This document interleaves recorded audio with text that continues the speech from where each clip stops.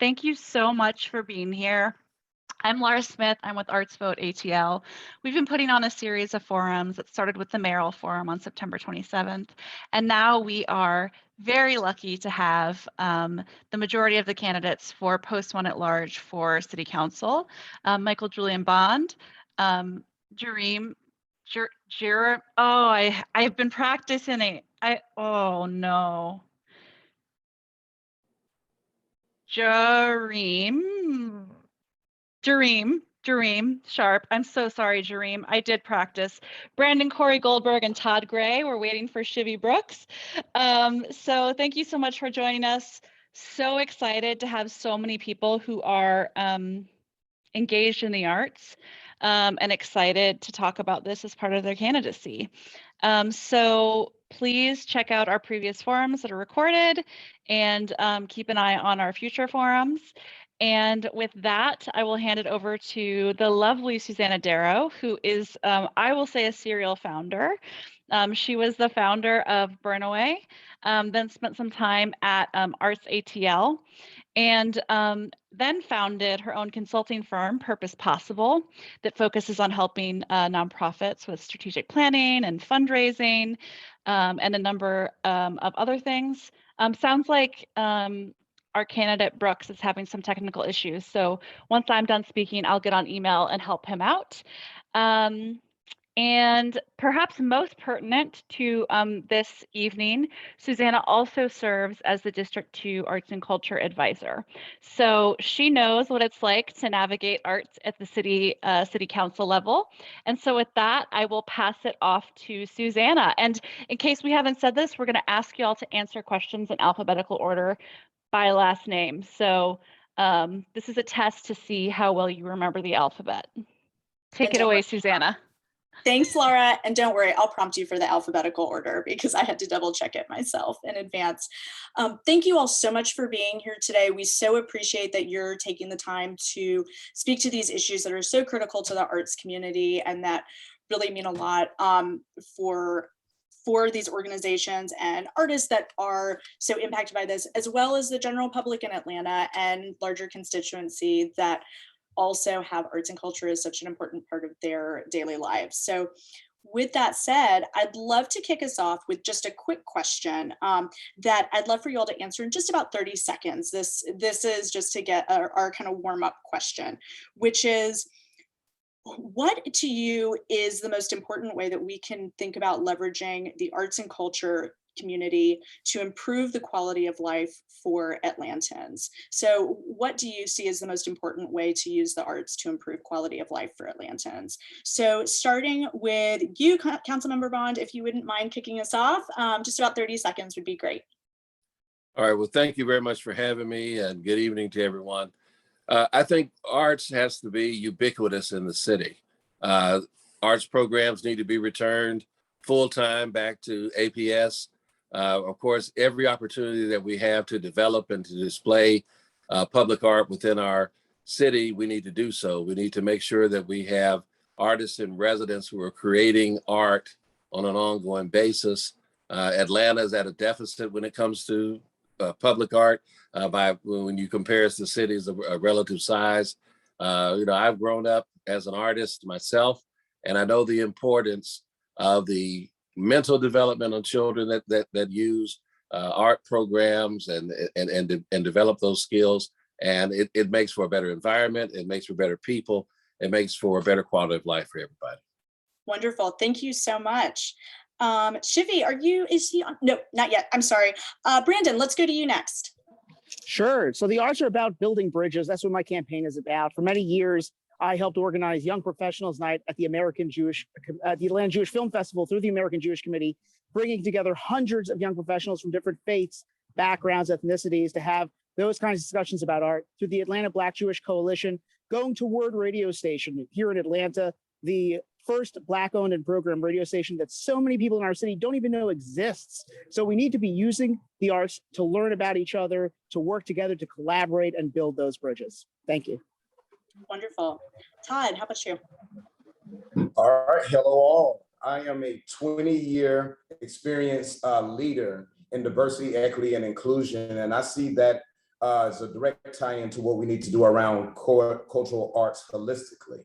Across this country, from California to the state of Georgia, I've partnered as an owner, a developer, and operator with the corporations in which I lead diversity, equity, and inclusion for, now Kaiser Permanente, to make sure our facilities not only exist in communities that are diverse as our member and patient population, but make sure that the walls and the artwork within represent the community at large. So I think art is the gateway to mirroring the diversity of our citizenship. And as an artist myself, I played the cello decently and picked it up in a while, the piano, and also the alto sax as well. So I'm all for the arts. That's awesome. Thanks for sharing that. Dream. So yeah, I live in the heart of downtown Atlanta for that very reason, because I want to be very well connected to the arts.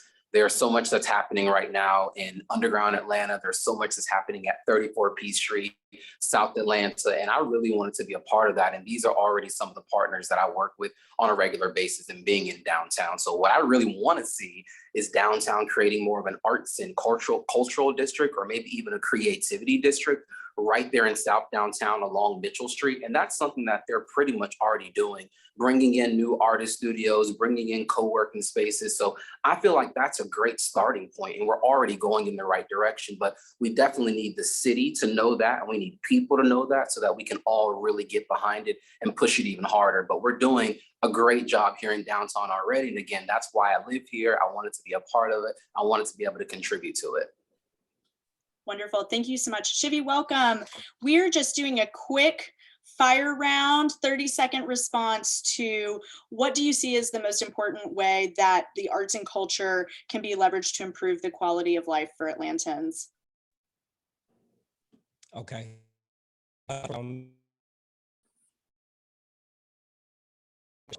And to respond to your, are you able to hear me?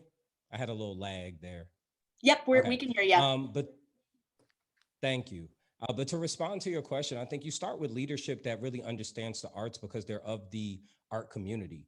You know, I graduated high school being a part of the National Art Society as I'm a visual artist as well as a musical artist, which is what brought me to Atlanta in my adult years after spending 2 years at Rutgers University. It is the biggest and best export that Atlanta has to the global community. And I think what you do is you make sure that you curate and nurture these talents with our young people by using our Parks and Recs department and collaborating with APS to make sure that young people understand not only how to use their art to express themselves to the world, but also how to monetize it so that we break the chain of the broke proverbial artist that exists for a lot of us. So they understand how to take these talents and turn them into real careers and real opportunities to create some generational wealth and liberation for themselves. Thank you. Wonderful. Thank you all so much. Well, let's jump right into the meat of the questions. So as you know, the City of Atlanta's last formal cultural plan was written in 2006 under Mayor Shirley Franklin. Since then, the city has operated without a cultural plan.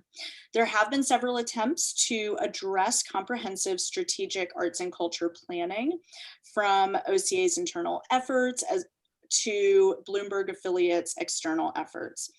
How would you ensure that your administration can see a cultural plan for Atlanta come to life? Councilmember Bond, we can start with you. Well, thank you for the question. I know that we've increased arts funding within the last term for our city. And what we need to do is work closely with Camille Love, if she remains as the head of cultural affairs, to expand that committee and get it going again. She was the head during the Franklin administration, and why it has fallen off deserves explanation. One of the things I think that is key and important, one of the things we just did is we made sure that 2% of all of our general fund goes towards affordable housing. We need to adopt the same philosophy with the arts. And I can tell you, frankly, you know, over decades, the city has deferred to Fulton County for leadership in the arts community, though we have funded the arts community to a lesser degree. But I think it's time that just as we partner with them on several initiatives, like our Parks and Recreation programs and some other programs, we need to partner with them with the arts to increase it. Atlanta used to have a thriving arts community when I was a child. I was exposed as a APS student to Callenwald, to the Museum through a lot of interactive programming.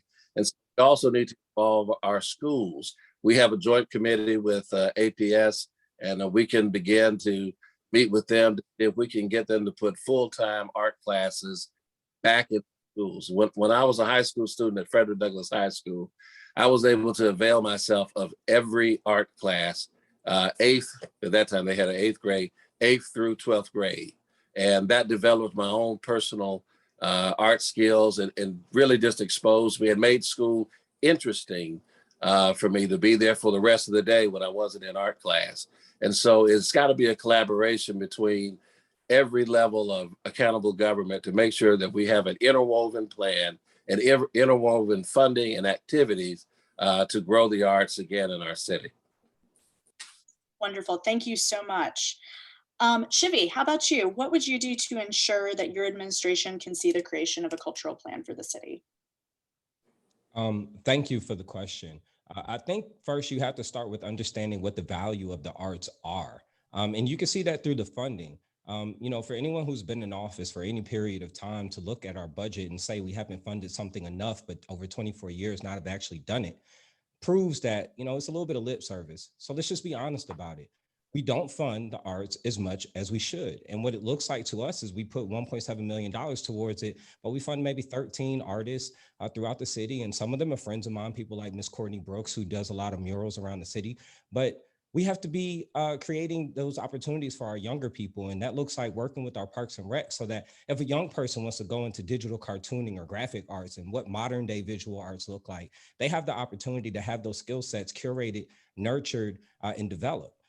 So for me, it's about, being a part of the community and tapped in with what will work, and also listening to the arts community. And not only just that, but we can't hide these grant opportunities and some of these things on our Atlanta City government website. We have to go where young people are and show them where these opportunities are readily available for them and show them how to tap into them and bring them to the community so that they can take advantage of it. Thank you.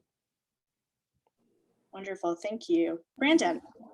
Thank you. So there's three things. First, you mentioned that the plan was in the mayor's office. I have no problem with that plan being housed there, but council needs to have stronger oversight, not just over the arts, but really over everything that's going on in our city. And I favor our committees and the council as a whole, expecting that these programs exist and are run properly and effectively from the mayor's office. And when they're not, people should come before council, either our committees, council in whole, answer questions about why programs are not being conducted on an annual or however frequent basis they should be. Where's the new plan? What are you going to do to get back on track? Why are we behind? And fixing all of that. The second piece of this, as Councilman Bond said, you need educational programs. We need to start at a young age. Now, of course, we have the separately elected school board, but we can work very closely with them to connect students to folks in these artistic spaces so they know from a young age that it's out there. They know from an older age that these are career paths they can pursue. Our current chair of the school board, Jason Estevez, I've known him for 15 years. We went to school together ourselves, so I would work very closely with him and the entire board towards that. And the last component is being present in the community, going to arts openings. I'm going to the opening of Xanadu next week at Outfront Theater, being present for these events, representing council, hearing from the artists, working with them on the ground, showing the engagement. This is a two-way street. Thank you so much. Thank you, Brandon. Todd. Thank you very much for the question. And I think it comes back to accountability. I led in our 30-second icebreaker as a diversity, equity, and inclusion professional that has led it for organizations such as Wachovia Wells Fargo, CVS Health, Grady Health System. We just saw Grady have Music Heals and understanding the therapeutic side of the arts as well. And I lead a national and community benefit programming with Kaiser Permanente with our models and our responsible for from California to Georgia and public-private partnership. We have to own this. I know it was mentioned that we should toss this back over to Atlanta Public Schools. I definitely think we need a partnership there, but I think we need to take this accountability in the city council.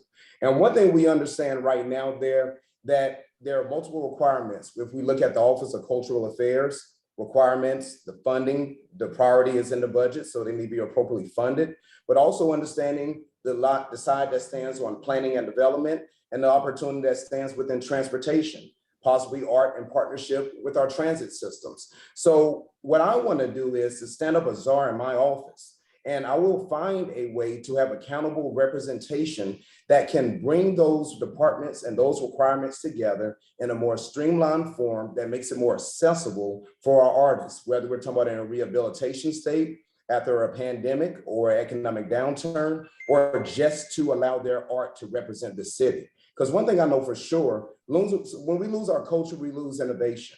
And our city must continue to thrive and to innovate. So, and also in leading diversity, equity, and inclusion, I understand of doing assessments annually to address inequities in the arts. And I wouldn't wait 15 years to do another study. We need to be doing that annually so that our art represents our citizens at all times and give them opportunity to be represented in our artistry and city assets. Thank you, Todd. Dream, take us home. So just in reading y'all's information that you sent over, first and foremost, I learned a lot. Thank you for that. I learned a ton just from reading that. So in reading that, I learned that since 2000, I think maybe 6, it said, we haven't actually had any type of cultural plan.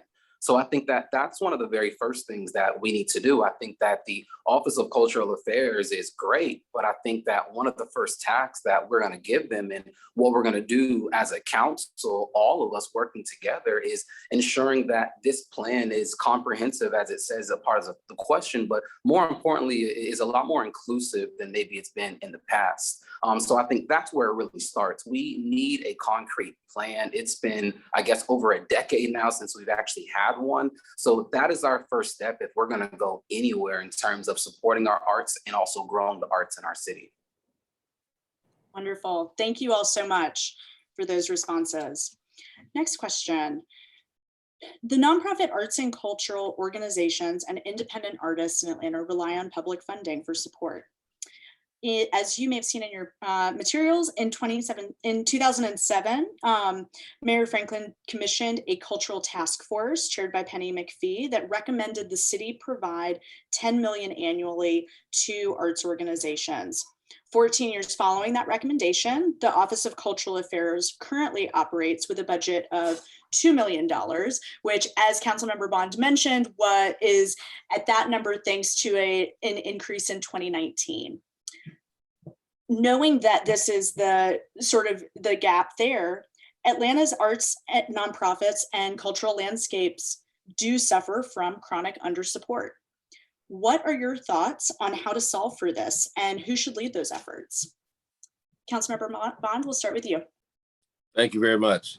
Well, you know, historically, when it was created, the Department of Cultural Affairs actually had an affiliation with the Parks and Recreation. And why I mention that is that because within the Department of Parks and Recreation, there's a fund called the Park Improvement Fund that used to fund these type of cultural activities until I think it was either Andrew Young or Maynard on his third term moved that office underneath the office of the mayor. When they moved out of there, they were ineligible to use that continued funding.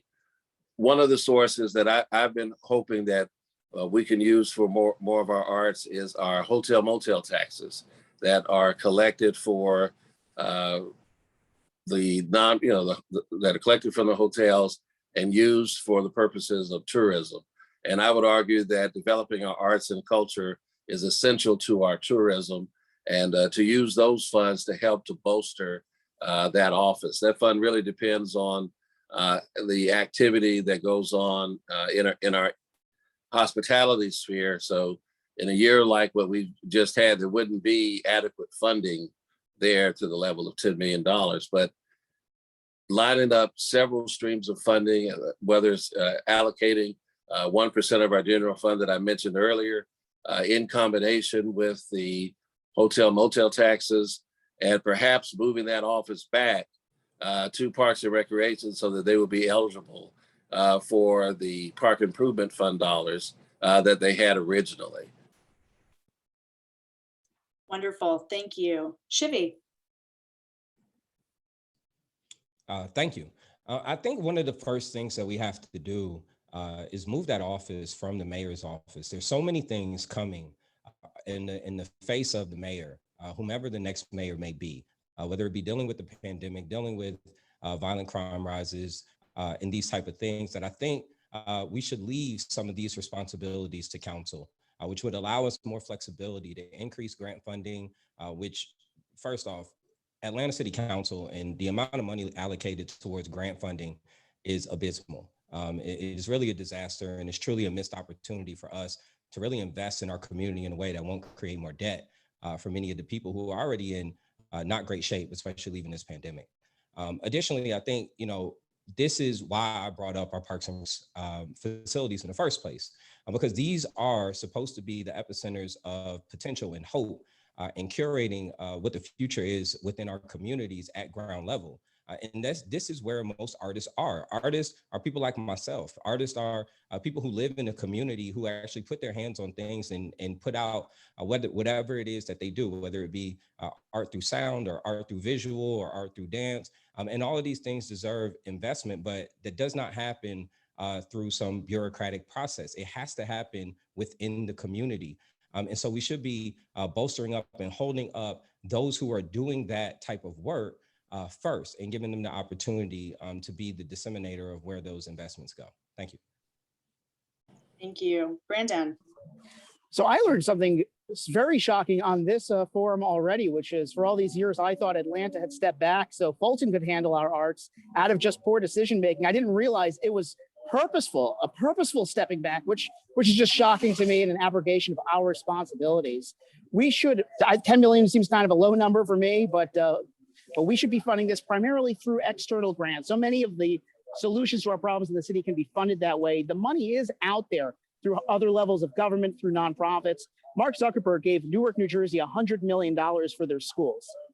Arts in Atlanta is the kind of thing that people will invest in, but they will only invest if we will manage the money properly. Our city has a reputation now of being terrible at managing money. We lost the Workforce Development Grant to get new jobs here in Atlanta and develop that. City Council only took responsibility for that after we lost the money, which is a shocking decision and timeline.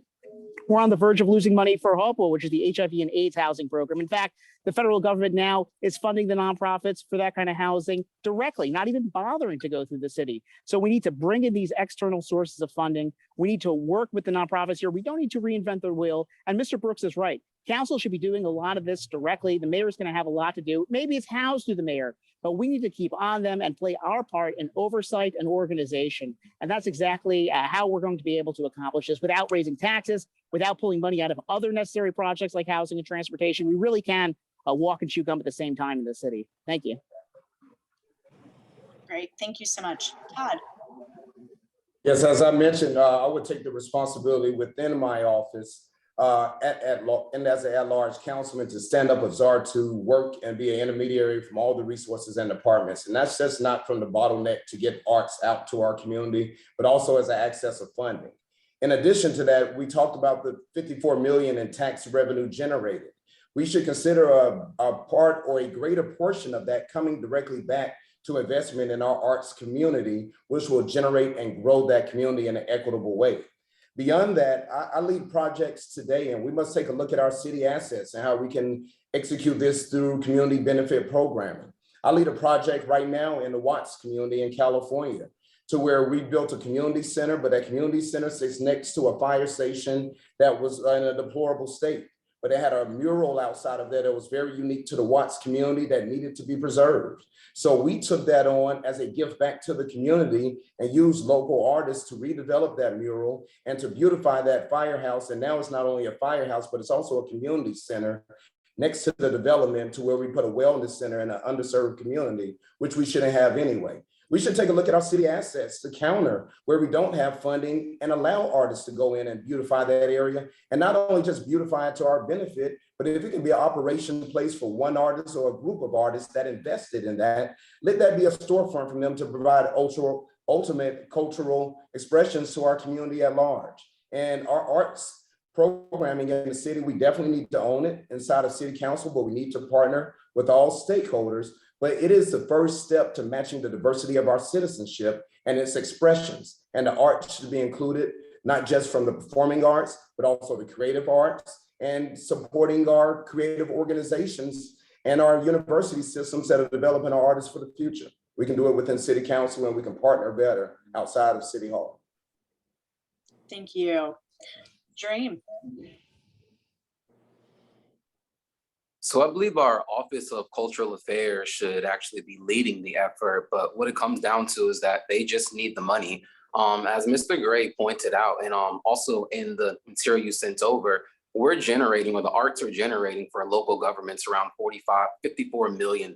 So it's obvious that the investment is there. Us putting in $10 million is more than likely going to have us generating even more money. And then again, taking a portion of that money and putting it back, of course, into our arts program is always going to be the way that we do it. But it goes back to, again, $10 million was recommended from Mayor Shirley Franklin, and that has now gone down to $2 million. We need to get that back up. And given the budget that we have in our city, the total budget of almost $2 billion, I am very confident that we are able to reallocate some of those funds towards the arts. But more importantly, I think that we can talk about reallocation a lot, but I also want to just talk about creating new revenue sources in our city. And there are multiple ways, through municipal enterprise, through reorganizing the way that the airport is actually operating so that it's generating a profit. But what it comes down to is that our arts needs more revenue. And there are so many creative ways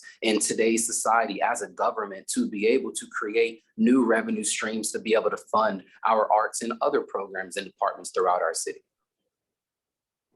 Can I make a point? Sure. I just want to clear up some things that I heard, because I don't want anybody to have a misunderstanding about what the city government can and cannot do. First, the city council can't run the departments. The city's charter does not allow that. We have what's called a strong mayor system. The mayor runs all of the departments of the city, so you can't do that. And I'm gonna shock Mr. Goldberg again. In the late 1950s, there was a separation of service agreement with Atlanta and Fulton County. And in that agreement, Fulton County is supposed to handle all the arts and human services, and even the parks, but that got amended. So technically, by our charter, we're not supposed to even provide, this type of funding for the arts, but we do it anyway. And then again, to make the point about the airport, none of the money that's generated at the airport can be used for general fund purposes. The federal law does not allow that. And of course, our airport does make a profit. I don't know where the understanding from that comes. They make a tremendous profit, sometimes $150 million a year, but none of that money can be used for general fund purposes under which the arts would fall. Thank you. Thank you. All right, let's continue. I want to make sure everyone has plenty of time to speak to some of our other questions, but thank you for some of those clarifying points. We know that COVID-19 had a disproportionate impact on the arts and culture community, but in particular, gig workers such as independent artists and creatives were particularly disadvantaged during the COVID-19 pandemic, including their families. What policies will you support that will directly address this gig economy needs, particularly as it relates to arts and culture? First again? Okay. Sorry, I Thank forgot to cue you. Yes, please go ahead. So we'll be out. This question. Okay. Well, I'd like to say that we put our COVID relief money right in that exact space to help artists, small independent contractors, small business workers, to help them get through the pandemic. I just left today an effort in partnership that I have with HelloFresh to distribute 8,000 meals a week to impacted Atlantas. Over 25% of our indigenous population was adversely affected by COVID-19 economically. And so I've been working really for the last 2 years during the pandemic to get relief. I actually partnered with the Restaurant Association, our downtown hotels, folks who work in the tourism and hospitality industry to help to provide meals directly to those individuals who are in those affected industry, the artists, the musicians, et cetera. We've got to do everything within our power to support this effort, because a city without culture is not a city.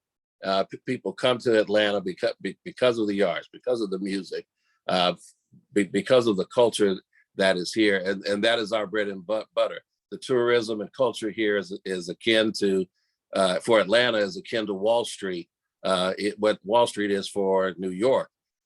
Without it, we don't have an economic engine to function on.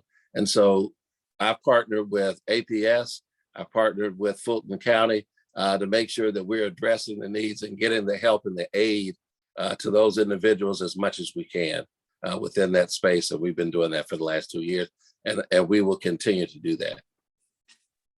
Great, thank you. Shivi. Thank you. What I would say first is hire them, right? So we have so many different parks in underserved areas throughout the city where we have festivals only in particular places. You see them in Midtown, you see them in areas where there's already higher tourism and there's already greater tax revenue, especially through property taxes. But we don't see the same investment coming in the southwest side of town. We don't see the same investment coming on the south side of town. We don't see the same investment south of 20. And so I say that we should be putting more funding towards our festivals and cultural events so that we could actually hire these individuals. Additionally, I would say we should do what happened with the Creators Project back in, I believe it was 2017, where we're taking larger facilities that maybe have been abandoned. We rehabilitate them. They were typically blighted properties, and we have some over in Lakewood with abandoned schools and such. And you create dormitories that create affordable living specifically for artists, where you can have a more communal type of environments. And look, if you're an artist and you know, then you know that our art thrives on each other. It is peer driven. We see someone else doing something, or we collaborate with each other, and that's how we do this thing. This is how we make music. This is how we make murals. This is how we do the art. And so if you can create these villages for artists to be able to curate together, I think this will actually be a huge help. I know when I first came to Atlanta in 2004, when I returned to Atlanta after being in college in New Jersey, what I knew was being able to afford to live while also being an artist was the hardest, toughest thing. And it actually hurt my innovation and it hurt my creation. So if we can create affordable living spaces specifically for artists, I think we'll be doing a good service to the community. Thank you. Wonderful, thank you. Brandon. So first, I look for every excuse to fund the arts. Unlike the councilman, I don't look for excuses to not fund the arts. And I would never refer to a 60-year-old agreement between the county and the city at a time and in a manner that was certainly designed to deprioritize and delegitimize Black artists here in Atlanta. Second, and to your main point of the question, how do we fund these programs? How do we fund the arts? We should look to the large companies that are here in Atlanta. They have their headquarters, the regional headquarters. We have ones that have been here for years, but we have so many companies coming in. We talk about diversity as corporate responsibility. We talk about the environment as corporate responsibility. The arts must be part of corporate responsibility as well. And we, as the city council, as the city government, can build those bridges between the large companies, between art spaces. Let's have Microsoft, for example, help a theater that is barely struggling, barely able to struggle by and get out of COVID-19. There are so many opportunities for that.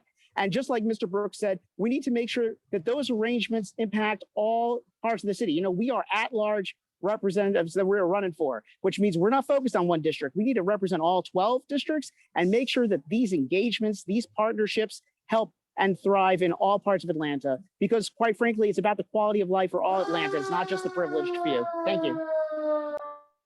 Thank you. Todd.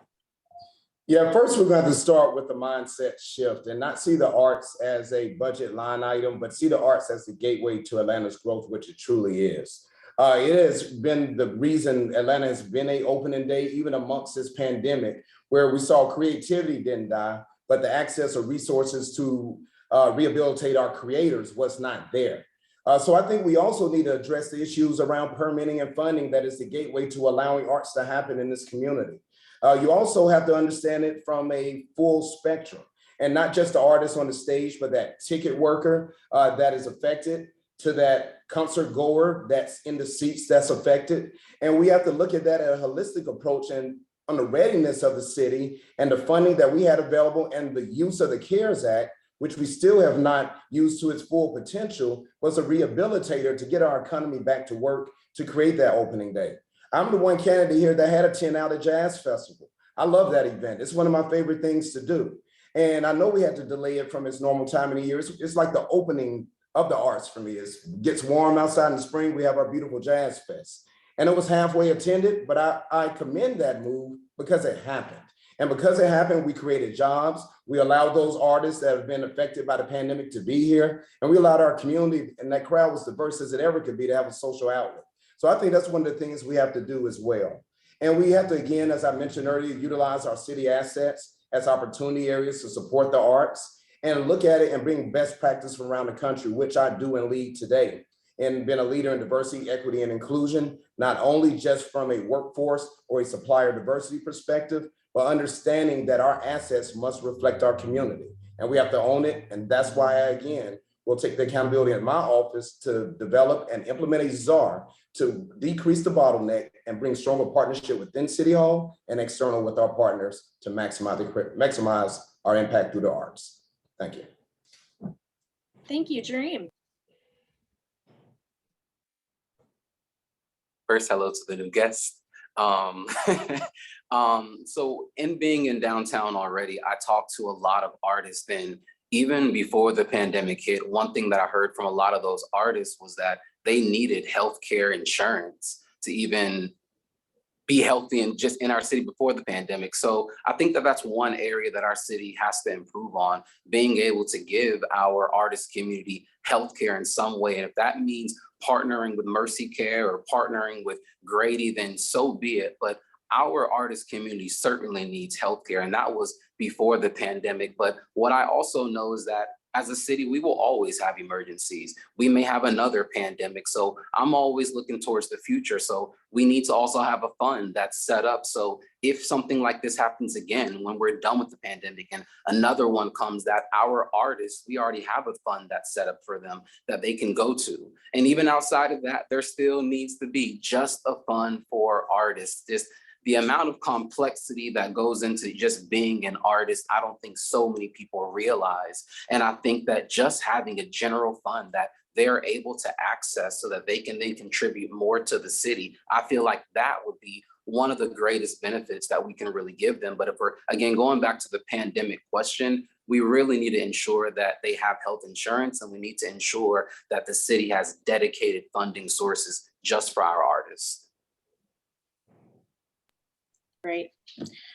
So this was briefly touched on, but on the theme of funding, related to adequate funding is a landscape that is rife with inequities across Metro Atlanta, as we know, both in terms of how arts organizations are funded and which organizations receive funding, as well as the neighborhoods in the city which are more likely to have arts and cultural offerings for their residents.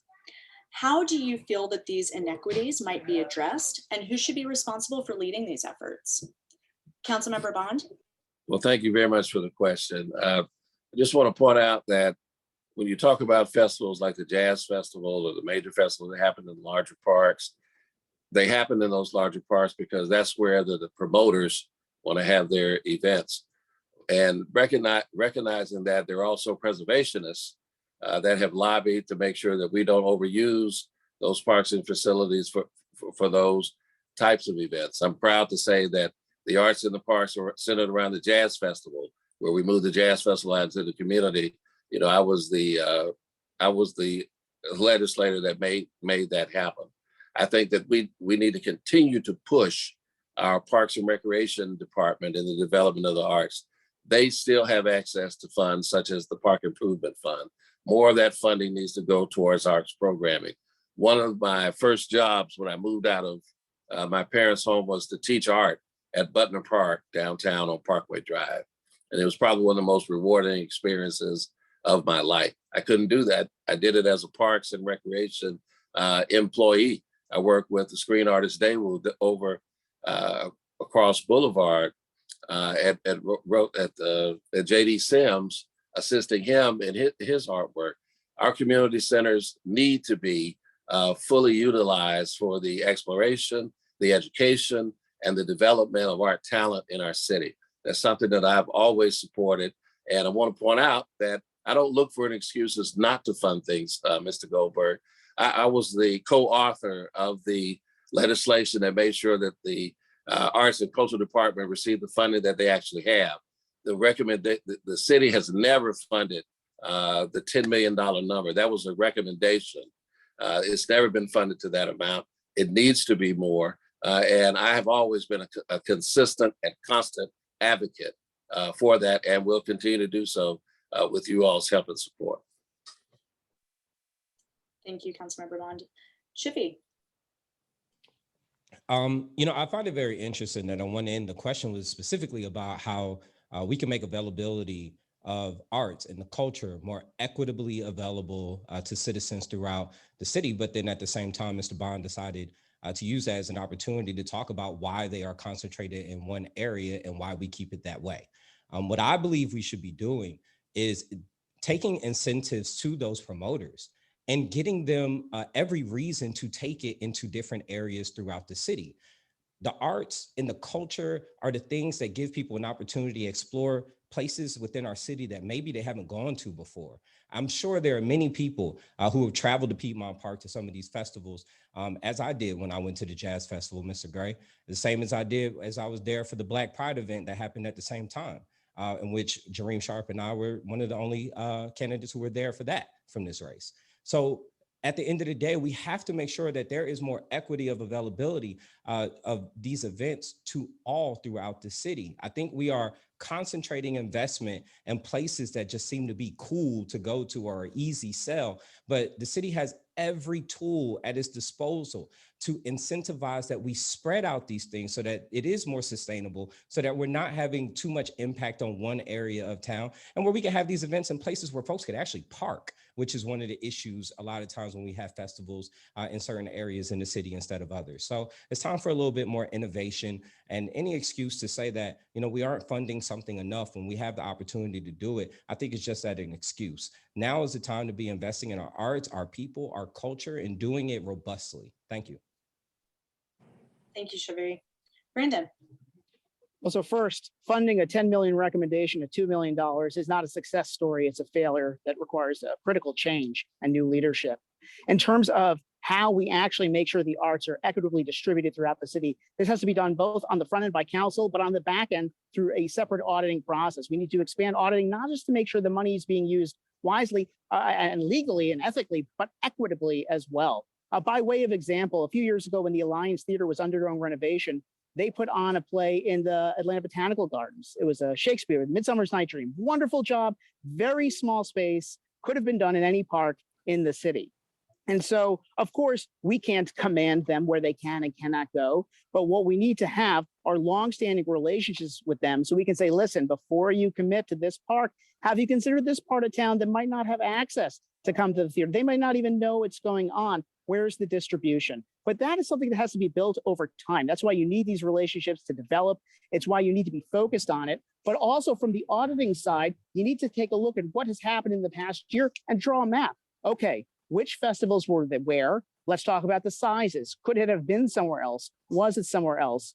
What's the allocation? Is the city providing funding for something where we don't want it to be? So I mentioned we can't tell the Alliance Theater where they go, but you know what? If we're providing grants, maybe we do have some more authority there, but we need to be more proactive in literally mapping it out, literally, and seeing what the impacts are and working with our community organizations, with the nonprofit art spaces to say, where do you want to be? Where can we put you to make sure you can get access to that space? If someone says we can only be in Piedmont Park, so where we can only get a permit, that's an easy constituent service issue that we can solve. Thank you. All right, Todd. Thank you for the question. And this is an important one because we must address the inequities in order to have a thriving arts community at large. And I spent my entire career addressing inequity. As I stated, I led and I developed and I built Grady Health System Supplier Diversity Program from the ground up that was built to address inequities. So that was built to help the very communities in our economy that have been stifled by our economic development, that have left them behind because of goals that have been set within the city, but celebrated the plan versus celebrating the execution of the goals that provide them access to healthcare. When we talk about who wants the arts and where they want it, I serve on the board of the South Fork Conservancy, just as Piedmont Park is part of a conservancy. And we invite individuals out to not only walk those trails of Peachtree Creek that we fought for years to preserve from the city of Atlanta down to the shores of Savannah, but to engage those areas as we saw individuals do during the pandemic, when outside was a new opening door for social interaction across race.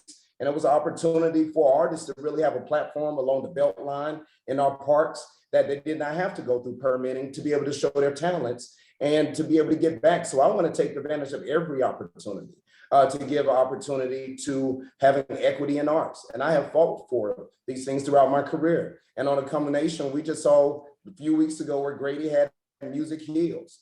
That grew off the plan and off the development of the diversity program that I built back in 2013.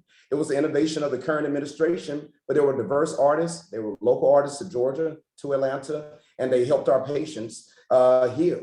So we got to be serious about the arts and not just see it as a budget item, but a priority to opening, rehabilitating, and keeping our community healthy, mentally and spiritually. Yeah. Dream. I really like what Mr. Goldberg said about really using an auditor to look at just equity across the entire city. I think that's a really just great way to use an auditor also that we could be doing. But I think before we even get into the auditing, we need to do an evaluation of the city, of our entire neighborhoods, to figure out where do the inequities lie. And I think we know already, we know that the southwest of Atlanta certainly isn't getting the same attention as many areas like Midtown or even downtown. We have new billboards all over the place in downtown, the arts and entertainment district trying to be like Times Square. I'm not for or against it, but there's certainly a level of investment in the arts that's happening in downtown and in Midtown versus other parts of the city. So we really need to have an evaluation tool so that we can evaluate the city on an annual basis, maybe even on a quarterly basis, to ensure that the funds, especially when it comes to the arts, are being distributed equitably throughout the city. Thank you all. Because we are getting to the end of our time together, I want to invite each of you to share a quick thought as we wrap with something that you may not have had a chance to share regarding the arts platform for your candidacy. So as in about less than 30 seconds or just 30 seconds, very quick, again, sort of fire round, would love to have any last words from each of you. Councilmember Bond, would you like to start us off? Yes, thank you for having me. Thank you for the forum. I want to thank Mr. Sharp for reminding me about the Arts and Entertainment District downtown. I'm the author of that legislation. So thanks for mentioning that, and so I could bring this out tonight. But I am an artist. I've spent my life as a visual artist, a technical artist, and Mr. Gray may be interested to know I'm also a fellow cellist. I'm glad he mentioned that as well. I actually have my cello here in my living room. And so I believe that arts are important. They're a part. If the city is our body, then the arts are our oxygen, arts and culture.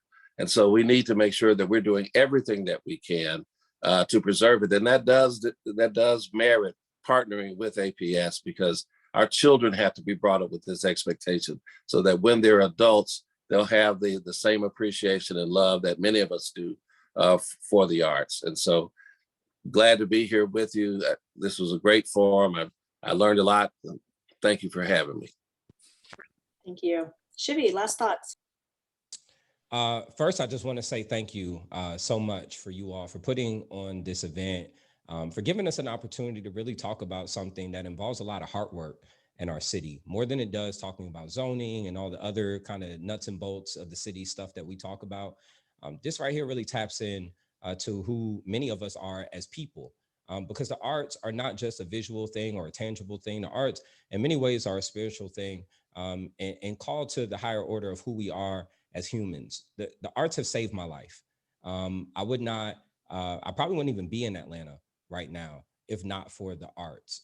You know, I was a Freestyle Friday Hall of Famer on BET's 106 and Park, and through hip hop and what hip hop represents, whether it be dance, whether it be rapping, whether it be DJing, whether it be graffiti art, street art, those type of things, fashion, I would not be who I am today.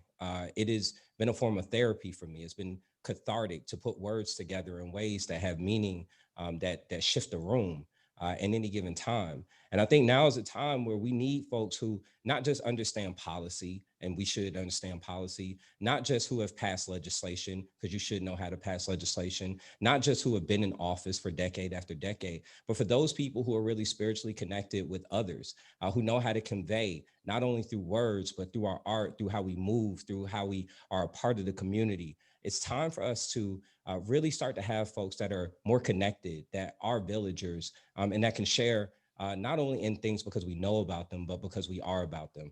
So I appreciate the opportunity to be with you all. And I ask anyone to please join me on my website at brooks4atl.com as we move towards victory and bringing some change to Atlanta. Thank you.